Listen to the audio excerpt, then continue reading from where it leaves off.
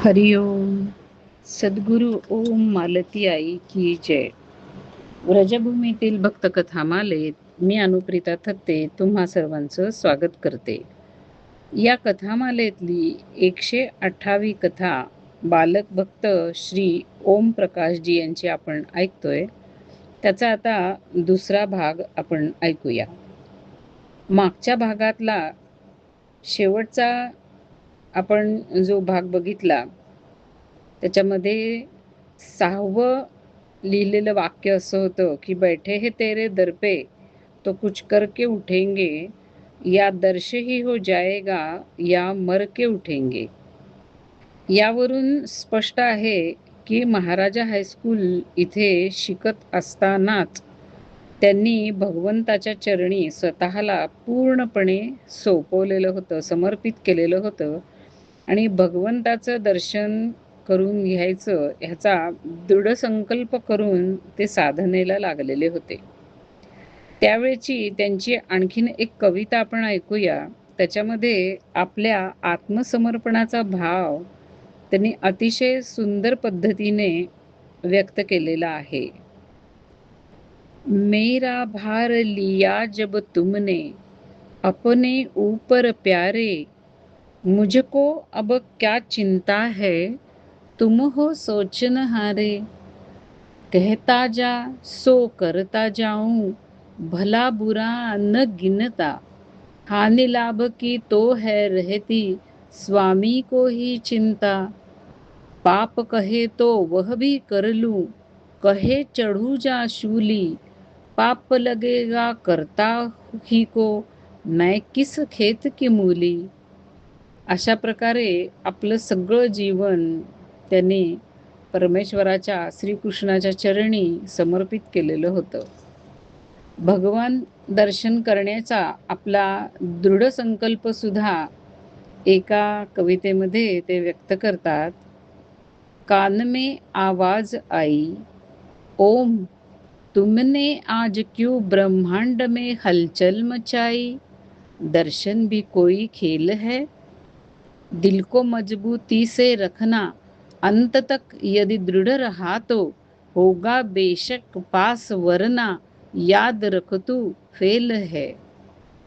पण ओमजी हा फेल होणारा मुलगाच नव्हता. फेल तर ते होतात जे कमजोर असतात. ओमजी यांनी तर श्रीकृष्णावरती आपला सगळा भार सोडलेला होता आणि त्याच्या बळावरतीच ते बलवान झालेले होते. आणि हे बल, हे श्रीकृष्णाचं आपल्याला मिळालेलं बल ते मोठ्या तोऱ्याने मिरवत असत. आणि ही आपली अकड एका कवितेमध्ये ते अतिशय वेगळ्याच ढंगाने लिहितात. कृष्ण तेरे बल पर मैं अकड़ूं, कृष्ण तेरे बल पर मैं अकड़ूं.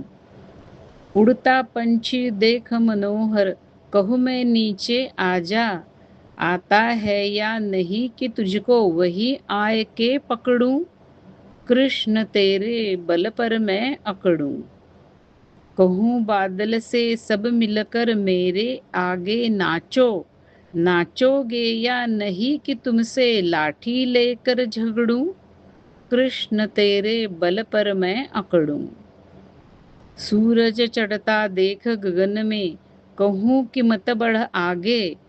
ठहरे गाया नहीं कि तुझको वहीं आके जकड़ूं. कृष्ण तेरे बल पर मैं अकड़ूं. ही भक्तीची मस्ती आता त्यांच्या मनामध्ये सर्वत्र पसरलेली होती. श्रीकृष्णाच्या बळानेच आपण स्वतः बलवान होऊन कधी चांद सूरजला ललकारणारे हे ओम प्रकाशजी श्रीकृष्णाला सुद्धा कधीतरी ललकारत असत. ते त्यांचं सामर्थ्य होतं. एकदा त्यांनी श्रीकृष्णाला अशी ललकारी दिली, याद रखो तुम याद रखोगे, ऐसा तुमसे बदला लूंगा.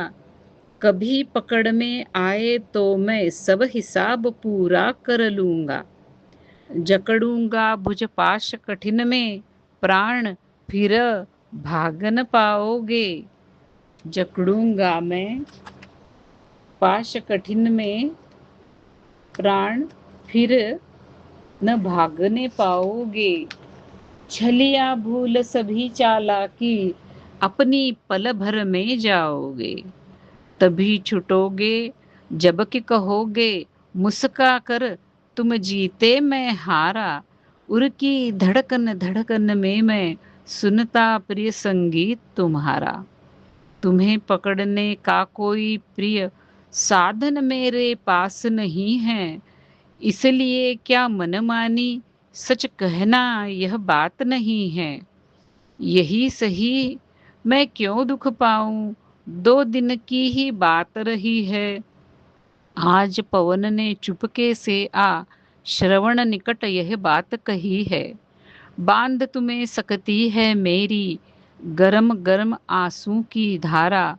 उर की धड़कन धड़कन में मैं सुनता प्रिय संगीत तुम्हारा। याच्याबरोबरच अभ्यासही चालू होता, पण साधनेतच इतका वेळ जात असे की अभ्यासासाठी फारच थोडा वेळ मिळत असे. आणि तरीसुद्धा ओमजी यांनी हायस्कूलच्या परीक्षेमध्ये प्रथम श्रेणी मिळवली.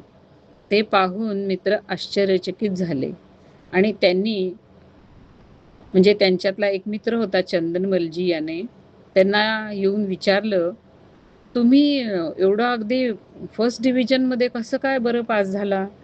तेव्हा ओमजी यांनी उत्तर दिलं, हे काही विशेष अवघड नाही आहे.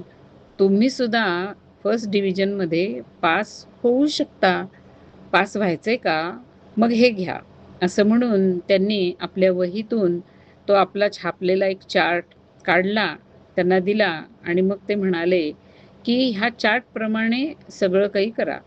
यामुळे शरीर पवित्र होईल आणि मनसुद्धा. मन पवित्र झाल्यामुळे आचरण अर्थातच स्वभावतःच पवित्र होऊन जाईल. फर्स्ट डिव्हिजनमध्ये पास होण्यासाठी काही खूप काळ अभ्यास करत बसण्याची आवश्यकता नाही. आवश्यकता आहे सदाचाराची आणि ब्रह्मचर्य पालनाची, आणि तेही पूर्ण पद्धतीने.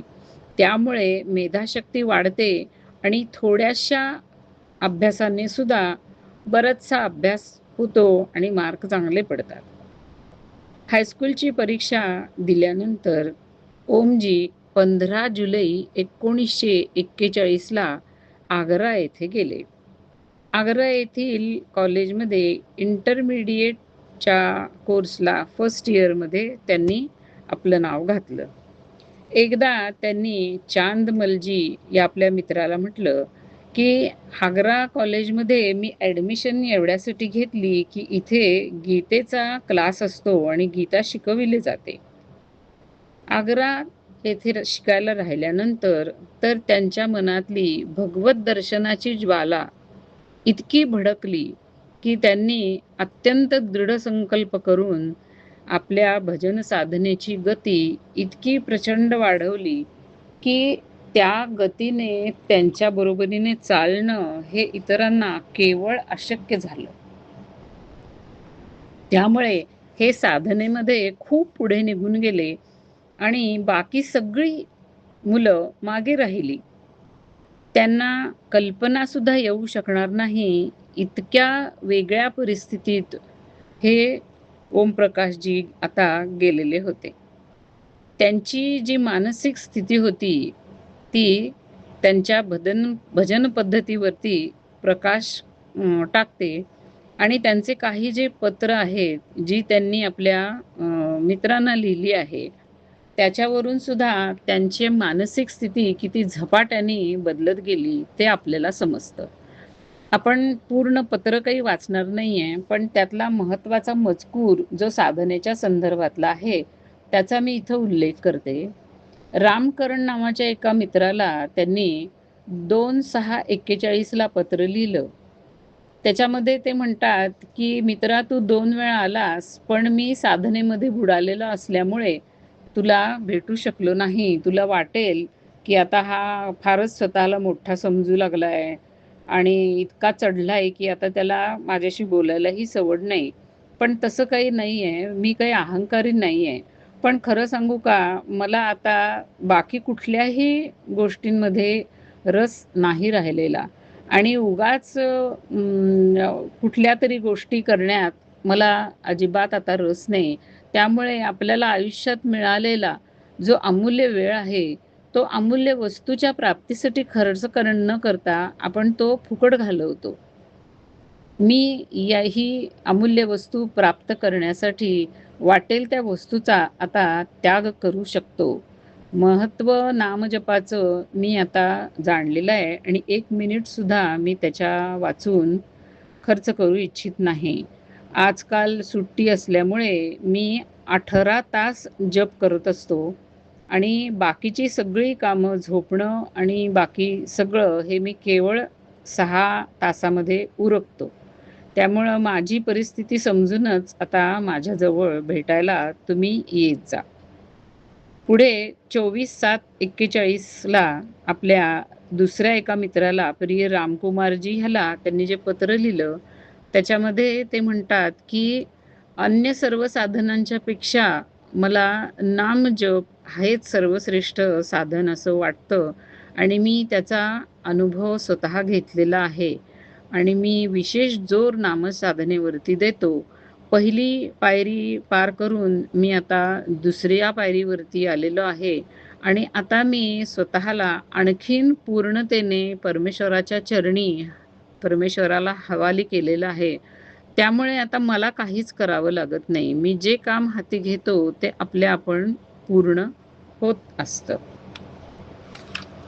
अशा प्रकारे त्यांनी आपल्या त्या मित्राला पत्र लिहिलं आणि संपवताना एक दोहा त्यांनी लिहिला स्वतः. विषय भोग निद्रा हसी जगत प्रीति बहु बात नारायण हरी भजन में यह पाचो न सुहात. हा स्वतः त्यांनी लिहिलेलाच दोहा आहे. पुढे त्यांनी रामकुमारजींना आणखीन 2 पत्र लिहिली. एक 1/8/41ला आणि दुसरं 13/8/41ला. त्याच्यामध्ये पुन्हा त्यांनी साधनेबद्दलच लिहिलेलं आहे आणि त्या एका पत्रामध्ये ते म्हणतात, की आता मला भगवंताची अनुभूती आलेली आहे आणि काही अनुभूती अशा आहेत, की मी त्या कुणालाही सांगू शकत नाही. पण एवढं मात्र मला सांगता येतंय, की भगवंताच्या जवळ सतत राहिल्यामुळे मला आता त्याचा पूर्ण स्वभाव कळलेला आहे आणि भगवंत हा तुम्हाला विश्रांती घेऊ देत नाही. तुमच्यासमोर साधनेचं म्हणा किंवा बाकीचं म्हणा, इतकं काम तो आणून ठेवतो आणि तुमच्या मनामध्ये कशी त्याच्या प्रीतीची आणि त्याला मिळवण्याची आग लागलेली आहे, हेच त्याला पाहायचं असतं. पुढच्या एका पत्रामध्ये 30/8/41च्या रामकरणजी ह्यांना लिहिलेलं पत्र आहे. त्याच्यामध्ये ते म्हणतात, की "तू आता दैनिक चार्टप्रमाणेच तू काम कर आणि तुझा नामजप पूर्ण कर. मी आता आत्तापर्यंत 7,475 माळा जप केलेला आहे. महामंत्रामध्ये 16 नामं आहेत आणि प्रत्येक माळेमध्ये 108 मणी असतात.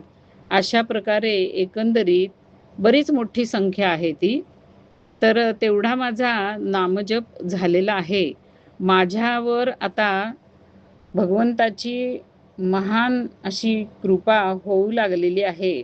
माझ्यावरती त्याची पूर्ण मेहरबानी होणार आहे आणि माझं पुढचं पाऊल जे असेल ते अतिशय जबरदस्त असणार आहे, ज्याची तुम्ही कल्पनाही करू शकणार नाही. मला ते पाऊल उचलण्याची आज्ञा झालेली आहे. मी अत्यंत वेगाने बदलतो आहे. थोड्याच काळात मी इतका बदलून गेलेला आहे, की समजा तू जर मला पाहिलंस, तर तू मला ओळखू सुद्धा शकणार नाहीस. नामजपाच्या साधनेच्या फलस्वरूप ओमप्रकाशजी यांच्या मनातील भगवत भेटीची आणि भगवंताच्या विरहाची ज्वाला अत्यंत वाढत गेली. ती जेव्हा अगदी पराकाष्ठेवरती पोचली, तेव्हा आता श्रीकृष्णाच्या शिवाय जगणं त्यांना असह्य झालं. आणि त्यामुळे श्रीकृष्ण सुधारूपी संजीवनी निरंतर प्राप्त करण्यासाठी आणि त्याच्या रसमयी लीलेमध्ये सहभागी होण्यासाठी त्यांचे प्राण आता कासावीस होऊ लागले. कृष्ण विहीन अशा जीवनाला आता अनशनद्वारा समाप्त करण्याचा त्यांनी निश्चय केला आणि त्याचाच उल्लेख त्यांनी या पत्रामध्ये केलेला होता की मेरा अगला कदम बडा जबरदस्त होगा आणि मला त्याची अनुज्ञा श्रीकृष्णाकडनं मिळालेली आहे, तशी आज्ञा मिळालेली आहे. 20 सप्टेंबर 1941 या दिवशी त्यांनी जेवण सोडून दिलं.